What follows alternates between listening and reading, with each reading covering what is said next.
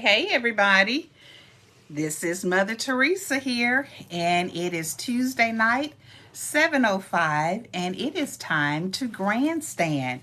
I want to say that I missed everybody on last week for grandstanding. As I stated earlier, I was having some technical difficulties, and I was intending to come on later in the week, but it did not work out that way. But I am glad to be with you all on tonight. So hello, whoever has joined in, please post it on your story, on your timeline, tag somebody, make sure that they are watching with you on tonight. If you are not a subscriber, please subscribe on all of my social media outlets. I would love to have you as part of the Mother Theresa page, or subscribers or fans. So let's get into it on tonight. I like to say that when we are grandstanding, we are simply talking about what I'm talking about. As a licensed social worker, I am not here to provide any form of professional counseling or advice. This is simply grandstanding. This is just some strategies for life that will hopefully give you some insight on some things that's happening in your life. Sometimes we may talk about a certain topic or whatever, but whatever we talk about is going to be good. So let me just tell you, on tonight, I have with me a special guest as I was preparing for tonight. And again, hello everyone who has joined in. As I was preparing for tonight, I had a young man to walk into the office and ask me a question, and I said, oh, you got to hurry up because I'm getting ready to go live.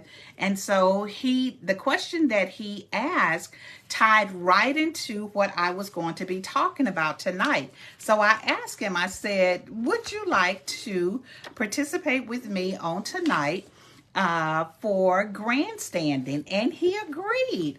So of course I have my son William with me on tonight. So he's gonna get in here and get behind me. This is my son William Caldwell, and so he's gonna get in here and he's gonna help me on tonight with grandstanding. Now, remember, I share with you all that grandstanding, God had given to me to grandstand several years ago. And it was basically, not several years ago, on last year, I'm sorry, to come on and talk about the grand things that are happening in the lives of, my life, and the lives of my family members, my grandchildren, hint grandstanding, my family, and just, things that's happening in the world. And let me just tell you, there are lots of things that is going on in our world right now that we need to be paying attention to, we need to be mindful of, and we need to be prayerful about. Things happen for a reason. I always say that the things that happen in our lives, there is purpose. There is a reason for those things to be happening, and we just have to be wise enough to understand what that purpose is. So tonight I wanted to talk about balancing ambition and contentment. So a lot of times when we are balancing life can just kind of throw a lot of different things at you all at one time. And when they're throwing all those things at you at one time, you have to learn how to balance some things. You may have to learn to prioritize some things to make sure that the things that's going on in your lives, that you have prioritized them to make sure that you're taking care of those things that is most important. And when you are prioritizing those things, sometimes you begin to understand that those things that you thought was a priority may not necessarily be as a higher priority than something else that's on your list. And so when you're balancing those things, you have to make sure that you have, put some thought into it. So I'm going to jump in with my guest because I don't know how long he's going to be with me. So when we're faced with different things that's happening in our lives, we have to determine which one deserves more attention. And so Will has a a decision that he has to make, or this is what he shared with me, that he has a decision that he has to make. And so I'm going to allow him to share with you all the decision that he has to make. And it ties right into balancing ambition and contentment. Hello, everyone. Again, thank you all for joining in with me on tonight. So as we're talking about balancing and making decisions, there are a lot of different steps. So I'm going to allow William to tell you all what decision he has to make, and then he's going to ask you all for some input, okay? All right. Okay. Good evening, everybody. My name is Will. Some of y'all, I'm pretty sure most of y'all know of me. Quick little introduction, I'm 20, so still very young, still have a lot ahead of me.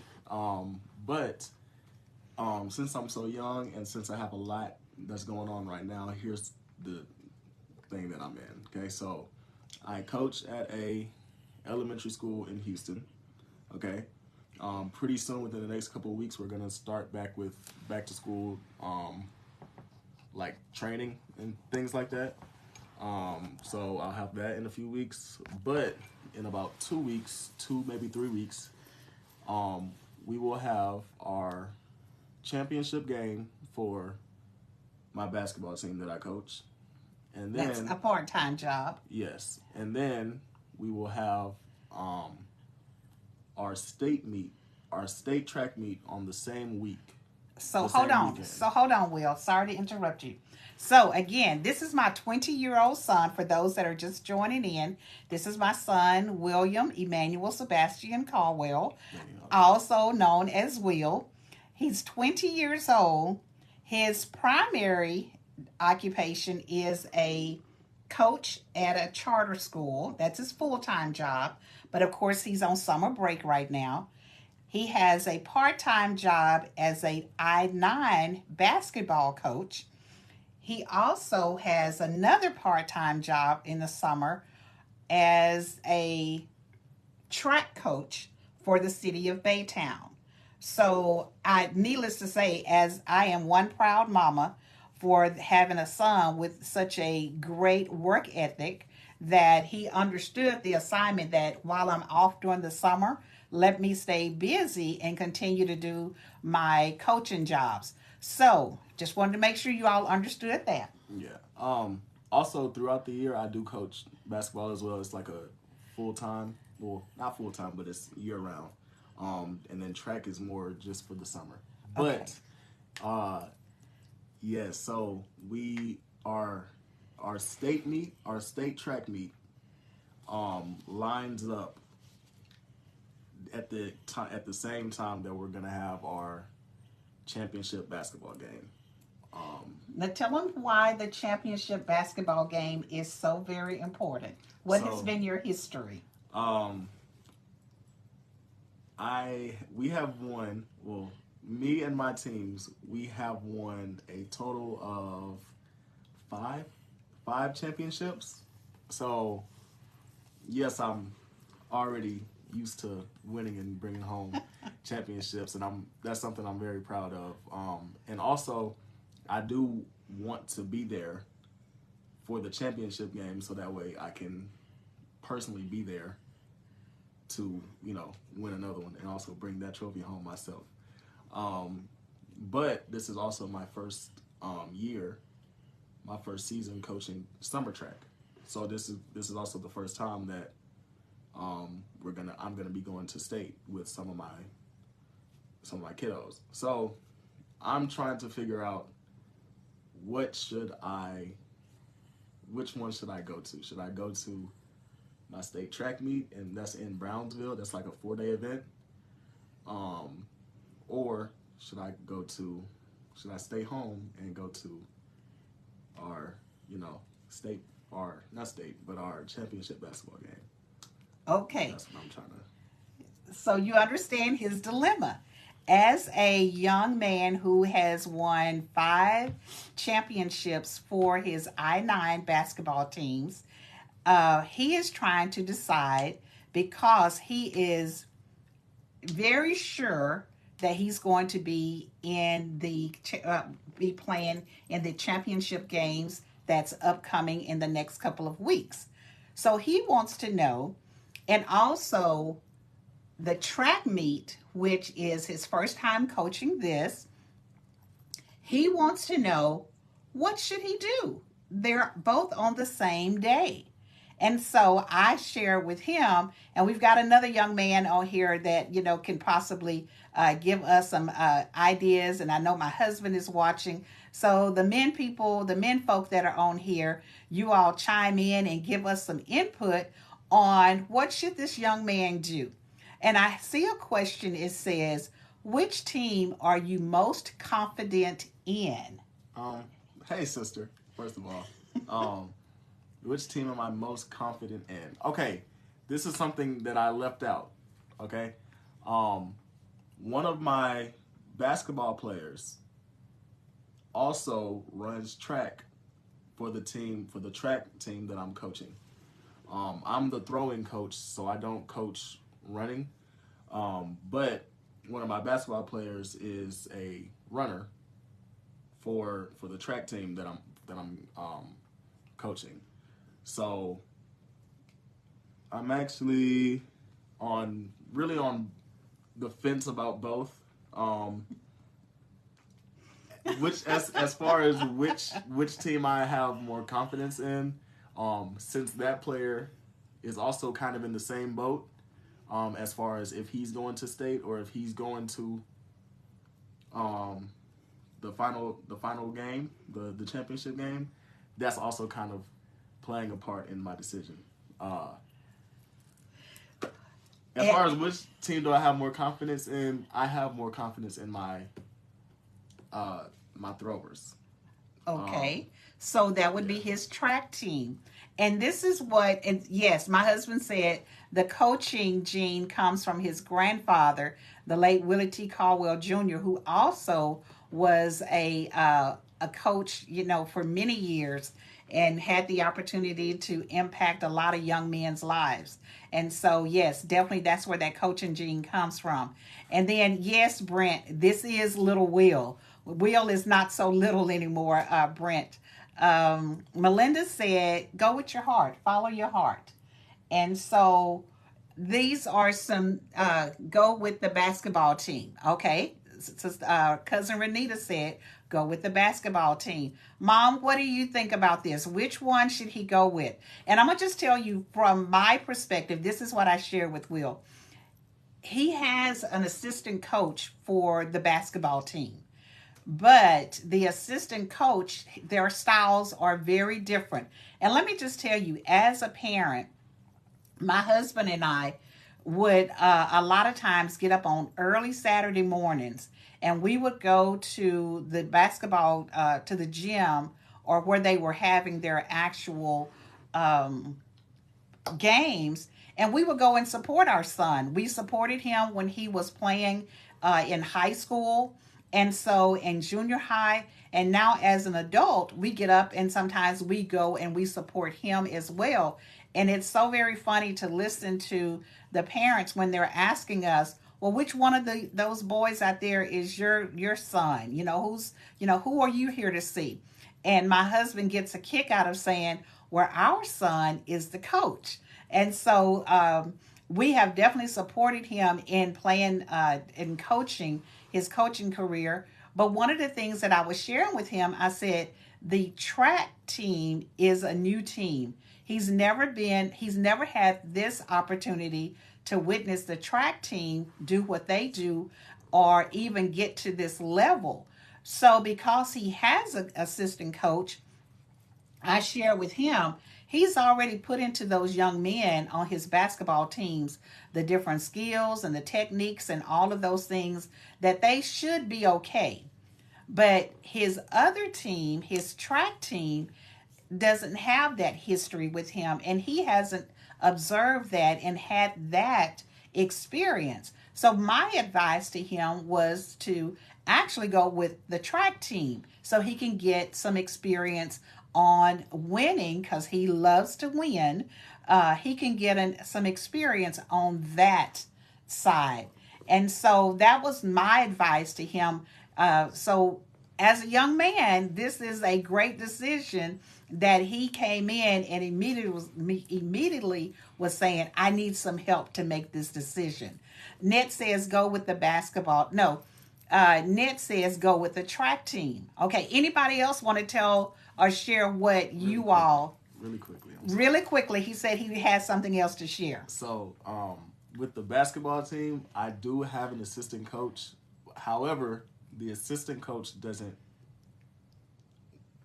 I don't know how to say it the best way, but I work with the kids a little bit more. And I also want to be there when we do win the championship game. So that way, like, I don't know, it means a little bit more when I'm actually there. Like, I coach the championship game and we win the championship game. But as well, she did say this will be my first time going to another place to go to for the track team. Also, I can add that to my resume that I've coached in a state track meet. So yes, I could do absolutely. that. He's still young.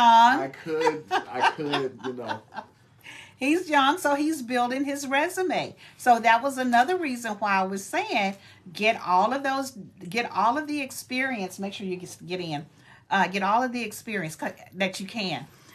Okay, Unsent said, are the games being played close enough to attend both? Are you able to go with your basketball team and then finish with your track team? So with Sent. Hey Sent, how you doing? The thing with my basketball team, our championship game would be on a Saturday. Our state track meet is a 4-day event. Mm-hmm. So that is Thursday, Friday, Saturday, Sunday. And it's in another city. A whole nother city. So our games are here in Baytown, like for basketball, and then the state track meet is in Brownsville, Texas. So that's about 5 hours away. Oh wow, that's quite a bit of difference. Yes. That's now, quite a distance. I will say this. She won't like it. But what I can do is this. What I would like to do is because I have to be out there on Thursday. So I can leave here and go there on Thursday, be there Friday, leave early Saturday morning, come back for the championship game, and then go back out there on Saturday evening and then, finish. Only a young person would say that. That is too much driving, and that is too great of a distance to be driving. Brownsville is a great distance away from Baytown, Will. Mm-hmm. Yes, that doesn't make sense. You do what you want for the ones you love. I mean, I don't know what else to. I don't know. I don't know what else to. So as you all can see, he has a decision that he has to make. And this is what I was talking about. Stay in the picture. Melinda said not safe. Even Melinda knows that's not safe. And let me tell you, Melinda, I'm going to tell a little bit. Melinda she loves to drive and she can wheel and deal a car. Candace said no. So I guess the parents are driving him. I say do both. Candace, that's too far away. That's too far away. But yeah, Melinda, thank you for sharing with him that's not safe. That's definitely not safe. So the thing that what I started talking about, and I think this is very good for him. He's learning this lesson at an early age, that when you are striving and when you are ambitious and when you are doing things in life, especially as you're younger and as you're growing and as you're building, like I said, his resume, and as you are getting into things that you have great interest in, sometimes it comes to a point where you have to decide which one has the most, how do you prioritize one over the other? And sometimes that has to do with, and sometimes it don't have to do with which one is the most important. But then I say it can be, but it cannot be. You really just have to put a lot of things into I guess, the thought process of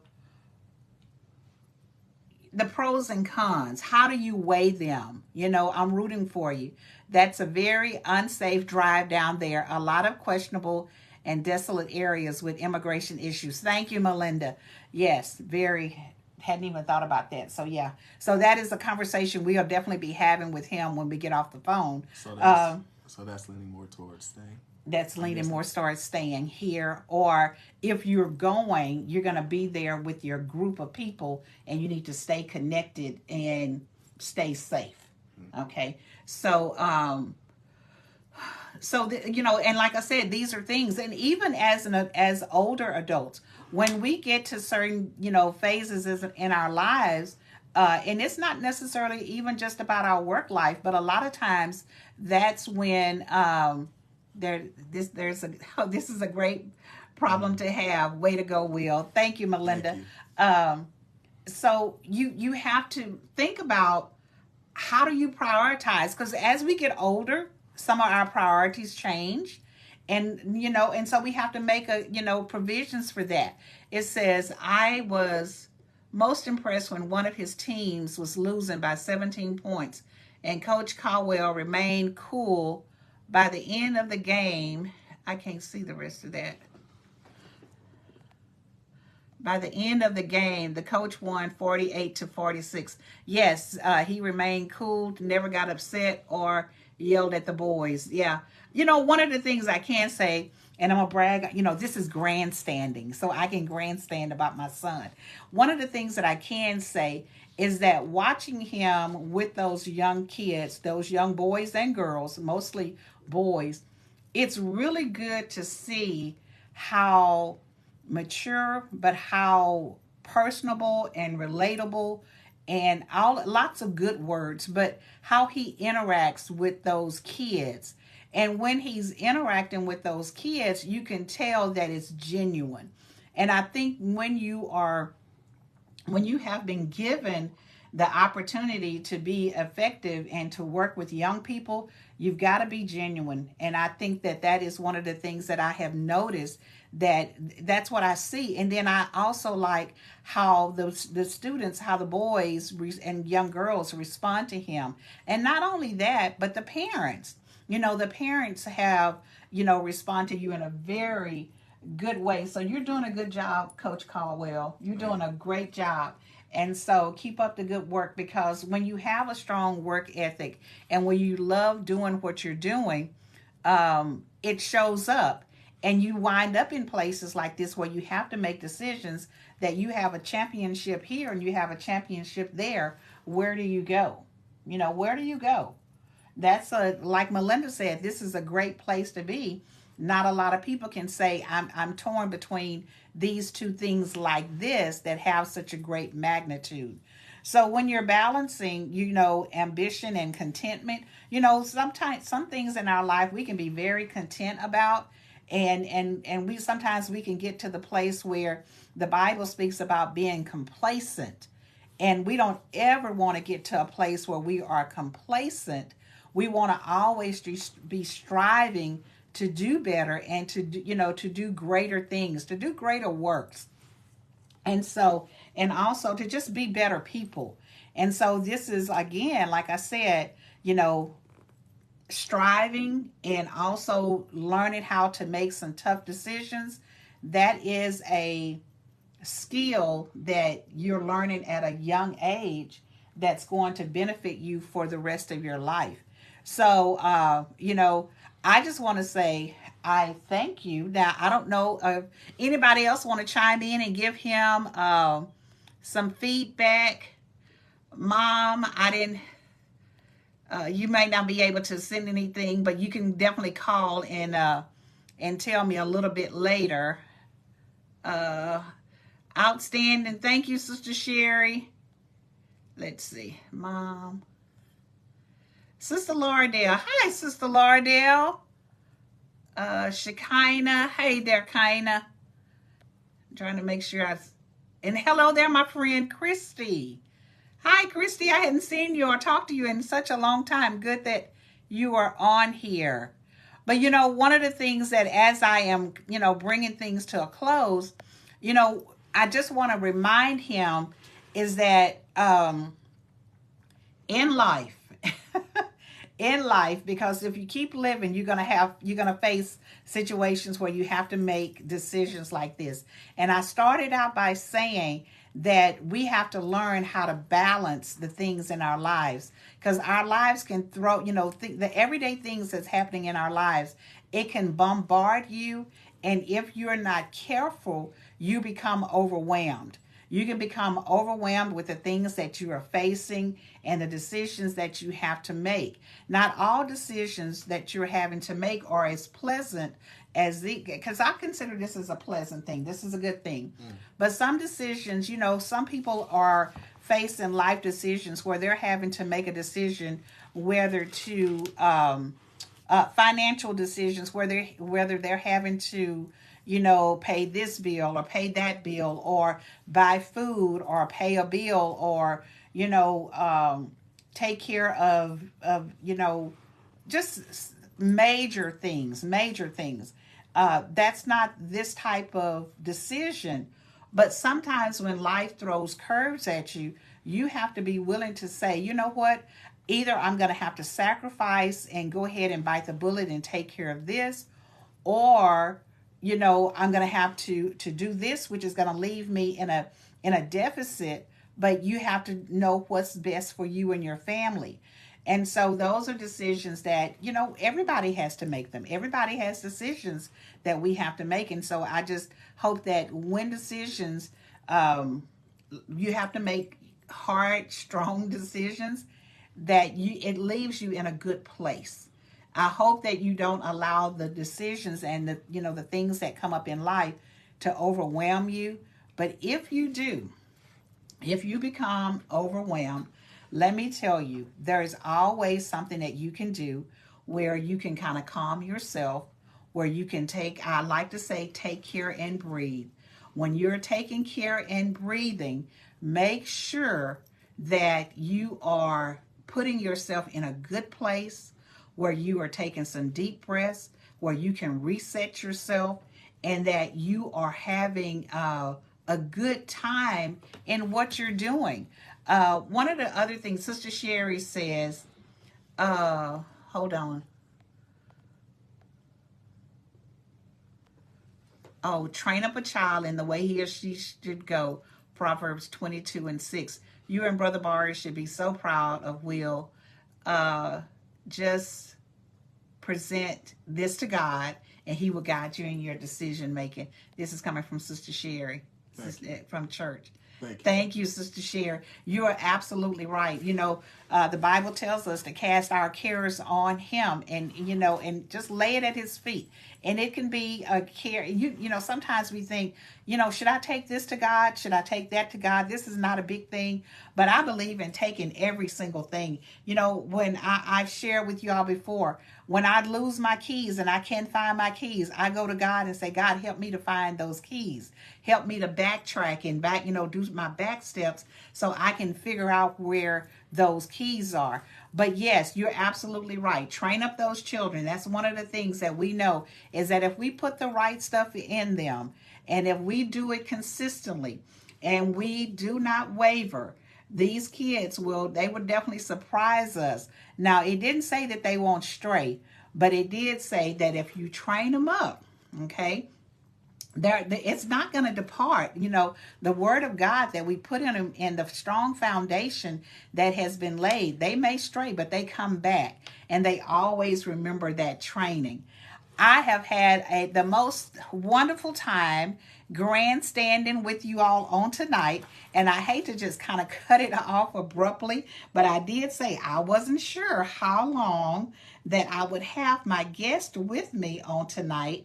But sometimes, let me just say, not sometimes, but it's always a good time when your son, your 20-year-old son, can stop in and say, hey, Mom, I need your advice. Or, hey, Dad, I need your advice. Because sometimes, you know, we have children that are not asking us anything. They're just doing whatever. But I thank God that the way that we have raised our children, that they still consider our input, that they still come to us and they ask us for our input, and that we are here to give it to them. So thank you, Will, for asking for input from your mom and your dad, and from also the great people who grandstand with me on Tuesday nights. So I thank you all for your attention. I thank you all for being a part of grandstanding. You all never know what may pop up or who may pop up on grandstanding. So please don't miss an episode if you possibly can. You know, join in with us. And I want to have more guests to stop in. And you just never know who may pop in. So as we are leaving on tonight, we'll go ahead and thank the people that are here that gave you some advice. Thank you all for your advice. Now, I will say this real quickly. All right. I did look up the schedule for the 4-day event for the state track meet, and it looks like the throwing events, which is what I coach, is on Friday. So I can go out there and then come back early Saturday morning, like I was saying, and then come in to have my basketball team. So it's looking like I might have found a loophole. That's what it's looking like. Well, Melinda and Candace, it sounds like we may be going on another road trip. We may have to tag along with him.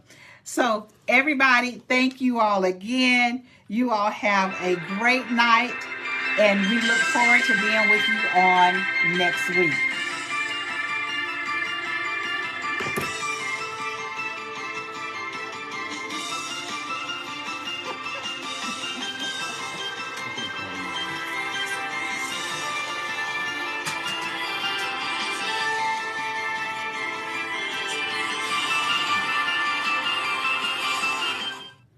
Good night, everybody. Y'all enjoy the rest of your evening.